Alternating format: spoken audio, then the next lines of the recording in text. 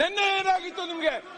ನಿನ್ನೆ ಹೈಕೋರ್ಟ್ ಅಲ್ಲಿ ಇರುವಾಗ ಇಡಿ ಮಾಡ್ತಾ ಇರುವಾಗ ಚರ್ಚೆಗೆ ಯಾಕೆ ಅವಕಾಶ ಕೊಟ್ರಿ? ನಿನ್ನೆ ಶಿವಲಿಂಗೇಗೌಡರಿಗೆ ಕೊಟ್ರಲ್ಲ, ಶಿವಲಿಂಗೇಗೌಡರನ್ನ ಮಾತಾಡಕ್ಕೆ ಬಿಡಲಿಲ್ಲ. ಅವರಿಗೆ ಆಮೇಲೆ ಅವಕಾಶ ಕೊಟ್ಟಿದ್ದು, ಮೊದಲು ತಮಗೆ ಅವಕಾಶ ಕೊಟ್ಟಿದ್ದು ಸ್ಪೀಕರ್ ಅವರು. ಆಯ್ತಾ? ಚರ್ಚೆಗೆ ಇಲ್ಲ, ನೀವು ಈಗ ಅವಕಾಶ ಕೊಟ್ಟದ್ದು ಯಾರು? ಅವಕಾಶ ಕೊಟ್ಟದ್ದು ಯಾರು? ನಿನ್ನೆ ಯಾರು ಕೊಟ್ಟದ್ದು? ಕೊಟ್ಟದ್ದು ಯಾರು? ನಾನು ಉತ್ತರ ಕೊಡ್ಬೇಕು. ನೀವು ಅವ್ರ ಕೇಳಿದ್ರೆ ನೀವು ಕೊಡ್ಲಿಲ್ವಾ? ಉತ್ತರ ನಾನು ಕೊಡ್ಬೇಕಲ್ಲ. ಅಲ್ಲ, ಉತ್ತರ ನಾನು ಕೊಡ್ಬೇಕಲ್ಲ. ಅದಕ್ಕೆ ಅವ್ರದ್ದೇ ಕೇಳಿದಾಗ ಉತ್ತರ, ಅದಕ್ಕೆ ಉತ್ತರ ಆಯ್ತು. ಅದಾದ್ಮೇಲೆ ನೀವು ಹೇಳಿದ್ರೆ ಇಟ್ ಇಸ್ ನಾಟ್ ಅಲೌಡ್ ಅಂತ. ಸೊ ನಿಮ್ಗೆ ಅವಕಾಶ ಸಿಕ್ಕಿತ್ತು, ಮಾಡ್ಕೊಡ್ಬೇಕು ಅಂತ ಸಸ್ಪಿಷನ್. ಎಲ್ಲರೂ ಕೂಡ ಆಚೆ ಬರಲಿ, ಏನು ಸತ್ಯಾಸತ್ಯತೆ. ಲಾ ಮಿನಿಸ್ಟರ್ ಮುಗಿಸಿ. ಲಾ ಮಿನಿಸ್ಟರ್ ಅವರು ನೋಡಿ, ಈಗ ಪ್ರತಿಪಕ್ಷದವರು ಅವರ ನಿಲುವಳಿ ಸೂಚನೆ ಕೊಟ್ಟಿದ್ದಾರೆ. ಒಂದು ನಿಮಿಷ, ಅವರ ವಿಚಾರ ಬಹಳ ಸ್ಪಷ್ಟವಾಗಿ ಅವರು ಕೊಟ್ಟಿದ್ದಾರೆ.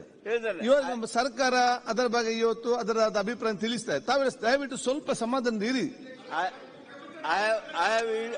ಆಯ್ತು, ಅದು ಅದನ್ನು ಅವ್ರು ಹೇಳ್ತಾರೆ. ಈಗ ಇಲ್ಲ, ಈಗ ಆಯ್ತು. ಈಗ ಲಾ ಮಿನಿಸ್ಟರ್ ಮಾತಾಡ್ಲಿ. ಈಗ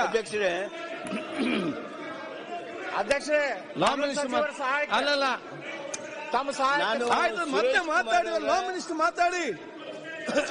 ಲಾ ಮಿನಿಸ್ಟರ್ ಮಾತಾಡ್ಲಿ. ನಾನು ಸ್ವಾಮಿ ಲಾ ಮಿನಿಸ್ಟರ್ ಮಾತಾಡಿ. Law minister let him finish. ಬೆಲ್ಲದವರ ಅವ್ರು ಮುಗಿಸ್ಲಿ. ಆಯ್ತು, ಅವ್ರು ಮಾತಾಡ್ತಾರೆ. ಇಲ್ಲ, ಅವ್ರು ಇಲ್ಲಿ ಮಾತಾಡ್ತಾರೆ. ಅವ್ರು ಮಾತಾಡ್ಲಿ, ಅವ್ರು ಮಾತಾಡ್ಲಿ. ಆಯ್ತು, ಮತ್ತೆ ನಿಮ್ಗೆ ಮತ್ತೆ ಒಂದು ಗಂಟೆ ನಿಮ್ಗೆ ನಿಂತು ಮಾತಾಡ್ಲಿಕ್ಕೆ ಅವಕಾಶ ಕೊಡ. ಕೂತ್ಕೊಳ್ಳಿ. ಮಾನ್ಯ ಅಧ್ಯಕ್ಷರೇ, ಸಾಹೇಬ್ ಬೇಕಾದ್ರೆ ಕೇಳ್ತಾರೆ. ಬೆಲ್ಲದವ್ರೆ ಸಾಹೇಬ್ ಬೇಕಾದ್ರೆ ಕೇಳ್ತಾರೆ. ಕೂತ್ಕೊಳ್ಳಿ, ಕೇಳೋದು ಸಹಾಯ ಮಾಡಬೇಕು. ಸರ್, ನಾನು ಒಂದೇ ನಿಮಿಷ ಅಲ್ಲಲ್ಲ, ನಾ ಈಲ್ಡ್ ಆಗ್ತೇನೆ ಅಂತ ಕೇಳ್ರಿ. ನೀವು ಕೇಳಿದ್ರೆ ಕೊಡ್ತೇನೆ. ಅದಕ್ಕ ಈಲ್ಡ್ ಆಗ್ತೇನೆ ಅಂತ ಕೇಳ್ರಿ. ಸಂಸದೀಯ ವ್ಯವಹಾರಗಳ ನಿಯಮಾವಳಿ ಪ್ರಕಾರ ಅವ್ರು ಹೆಂಗ ಒಂದು ಮಾತು ಎತ್ತಬೇಕು ಅಂದ್ರೆ ಕೇಳ್ತಾರ, ಆ ಪದ್ಧತಿ ನೀವು ಫಾಲೋ ಮಾಡ್ರಿ. ಡೆಪ್ಯೂಟಿ ಲೀಡರ್ ನೀವು ಬಹಳ ದೊಡ್ಡವ್ರು ನಮ್ಮಲ್ಲೇ. ಸರ್, ಸಾರಿ, ದಯಮಾಡಿ ಈಲ್ಡ್ ಆಗಿ. ಮಾನ್ಯ ಅಧ್ಯಕ್ಷರೇ, ಈಗ ಪ್ರಶ್ನೆ ಬಂದಿರೋದು ಮೋಡಾದ ಬಗ್ಗೆ. ನಮ್ಮ ವಿರೋಧ ಪಕ್ಷದ ನಾಯಕರು ಒಂದು ನಿಲುವಳಿ ಇಟ್ಟಿದ್ದಾರೆ, ಅದ್ರ ಬಗ್ಗೆ ನೋಟಿಸ್ ಕೊಟ್ಟಿದ್ದಾರೆ.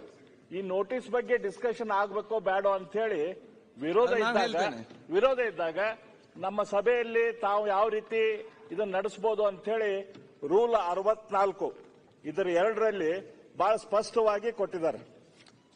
ನಿಲುವಳಿ ಸೂಚನೆಯಲ್ಲಿ ತಿಳಿಸಿರುವ ವಿಷಯದ ಬಗ್ಗೆ ಪೂರ್ಣ ಸಂಗತಿ ಅಧ್ಯಕ್ಷರ ಬಳಿ ಇಲ್ಲದಿದ್ದರೆ ಅವರು ಒಪ್ಪಿಗೆ ಕೊಡುವ ಅಥವಾ ನಿರಾಕರಿಸುವುದಕ್ಕೆ ಮುಂಚೆ ನಿಲುವಳಿ ಸೂಚನೆಯನ್ನು ಸದನದಲ್ಲಿ ಓದಬೇಕು.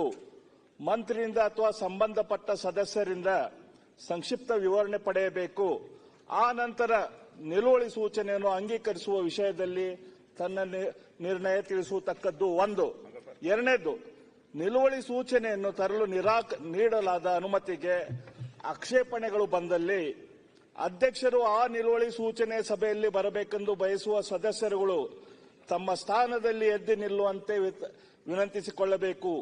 23 ಸದಸ್ಯರುಗಳಿಗೆ ಕಡಿಮೆ ಇಲ್ಲದಷ್ಟು ಸದಸ್ಯರು ಎದ್ದು ನಿಂತರೆ ನಿಲುವಳಿ ಸೂಚನೆಗೆ ಅನುಮತಿ ಸಿಕ್ಕಿದೆ ಎಂದು ಅರ್ಥ. ಇದು ನಮ್ಮ ವಿಧಾನಮಂಡಲದ ನಿಯಮಾವಳಿಯಲ್ಲಿ ಇದೆ. 23 ಮಾತಾಡ್ಲಿ. ಅಲ್ಲ, ಕರೆಕ್ಟ್ ಹೆಲ್ತ್ ಡಿಸ್ಕಷನ್ ಆಗ್ತದೆ.